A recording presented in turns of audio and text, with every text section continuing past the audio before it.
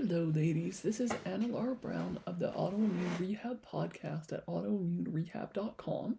And today I am going to share with you about 5 Hashimoto's myths that I have either heard or in some cases they may be myths that I used to believe until I was corrected, found new information, that kind of thing. And along with those myths, I want to share with you why those myths can be hazardous to your health and your healing journey from Hashimoto's, or I'll point out, if you're listening to this and maybe you just have hyperthyroidism or Graves' disease or maybe some other autoimmune condition, these myths can still hold true in many respects to that as well. So I want you to listen with an open mind and think about how these Hashimoto's myths may either be impacting your healing journey, impacting your thought process, other things like that. And there are a lot of reasons why these myths exist, why people believe these myths.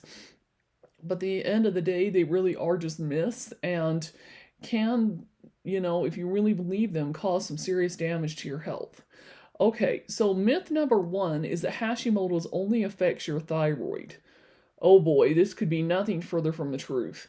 And unfortunately, this is a myth that is often spread via the medical community. A lot of doctors, including even endocrinologists and specialists who focus only on the endocrinology system, have a tendency to believe, unfortunately, to your detriment and to the detriment of a lot of other patients and other people, that Hashimoto's only affects your thyroid. And I'm not really sure why they were taught this in medical school or why they believe this, but it just really simply isn't true. In fact, there are lots more and more studies and research coming out now that will point out that one of the other main organs that is severely affected by Hashimoto's or by thyroid issues is your adrenal glands. And so a lot of us have what's known as adrenal fatigue if we also have Hashimoto's, and that's really a topic for another day in another podcast. But the point is that that is one of the reasons why a lot of us can be really tired when we have thyroid issues. And I've actually even heard from some people say that sometimes even addressing and focusing on healing the adrenal glands can actually then in turn heal the thyroid. So that's one other organ that's affected. However, there are other organs and things throughout the body that can be definitely affected. And one example of this to demonstrate this is the science and technology behind stem cells. So personally, as of the date of this recording, I'm about 6 months out from having had what's called a double orthopedic washout, which means basically the orthopedic goes in and does surgery on your knees to correct, your arthritis, try to fix damage to your knees, that kind of thing. Because I was in very severe chronic knee pain earlier this year and I actually even ended up in the ER over the whole thing. And so it had to have that surgery. And then also that I'm lucky enough that I work with an orthopedic that offers stem cells and also what's called platelet, PRP or platelet. It's basically blood platelet shots that they give you. So they draw your blood platelets and then they give you the plasma shots. And I had those about 2 months after my surgery, and I'm looking at doing stem cells. And the orthopedic that I was talking to about the stem cell process says that he has had clients that have had Hashimoto's and other autoimmune disorders completely go into remission and get off all their medication after they did stem cells. And yet they didn't put the stem cells, in most cases in their neck or their thyroid area. They put the stem cells like in their knees or their shoulder or their back or other parts of their body. But the stem cells went in and completely helped to regenerate other parts of their body. So if that's not some evidence or proof right there, that Hashimoto's definitely affects a lot more than just your thyroid, I'm not sure what is. But, the reality is that I know this is a myth that a lot of people believe. This is a myth that I used to believe. I really wasn't properly educated in the beginning about the fact that Hashimoto's can and does affect a lot more than your thyroid. And had I known this, probably would have changed my entire approach to how I started my healing journey in the beginning. Okay, so that's myth number 1. Myth number 2 is you don't need to go gluten-free because it's not celiac disease. So a lot of people associate going gluten-free with celiac disease or with some kind of a fad, or if you have a really severe allergic reaction to wheat, barley, gluten, that kind of thing, and they don't even consider going gluten free for other autoimmune conditions. Well, the reality is that if you have an autoimmune condition, you can definitely benefit from going gluten free. And in some cases, you may have to in order to completely heal from your Hashimoto's. And it is also true that some people who have Hashimoto's also have celiac disease. So I always tell people it's a good idea to get tested for celiac disease before you go gluten free. Personally, I didn't do this, and I'm really wishing I had because I do kind of suspect that maybe I've got celiac, but it's not something that can be tested now because I've been gluten free for like 8.5 years now, and so I would have to go eat a ton of gluten and keep it in my system for a while before I could get tested, and that's just not something I want to do. It just makes me too sick. So that said, gluten is very highly inflammatory and can really have a negative impact on the gut health of a lot of us and our stomach and digestion and things like that. And even if you think it maybe isn't causing you too much damage, you may be surprised at how much damage it is causing you.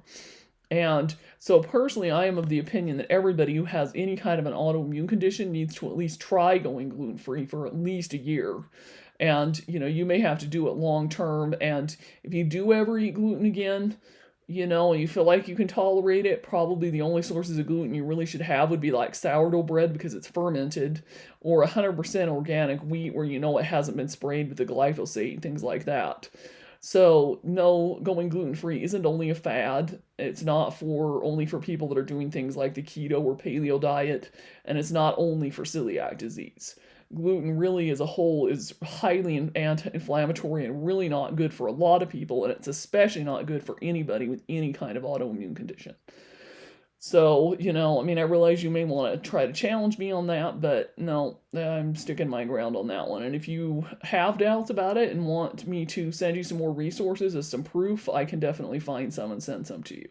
Or, if you are in need of help going gluten free, I offer that as one of the things in my health coaching, so you can reach out to me and we can discuss that too. Okay, myth number 3, you could just take medication and everything will be fine. Oh boy, this one really gets my goat, if you will, almost more than a lot of these other myths. And this is something that is also, again, perpetrated by a lot in the medical community because they just, Western doctors, no offense, but a lot of them are trained to believe that they can just give you a pill for this and a pill for that. And this is no different with Hashimoto's. So they think they could just give you medication and everything will be okay. You don't have to worry about anything else, just take a pill and everything will go away. Well, this couldn't be further from the truth. And in fact, my personal experience was that even the medication, and I'm currently on levothyroxine, would love to get off it eventually, but we'll see how that goes, that medication alone didn't really even help with my T3 and T4 levels, let alone my thyroid antibodies. It was only once I started taking a specialized thyroid supplement that I actually had normal T3 and T4 levels. So it's, the medication definitely can help, and if you feel like you need it and or if the doctor's recommending it, I would say take the thyroid medication for the time that you need it, but just realize that that's only going to be one very small piece of your journey to healing with Hashimoto's. Okay, number 4, you may eventually lose your thyroid and it won't be a big deal.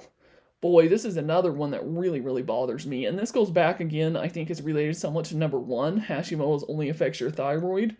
So a lot of the doctors that say this, it's because they don't believe or have not been properly educated and don't realize that it's not just your thyroid that is affected by Hashimoto's.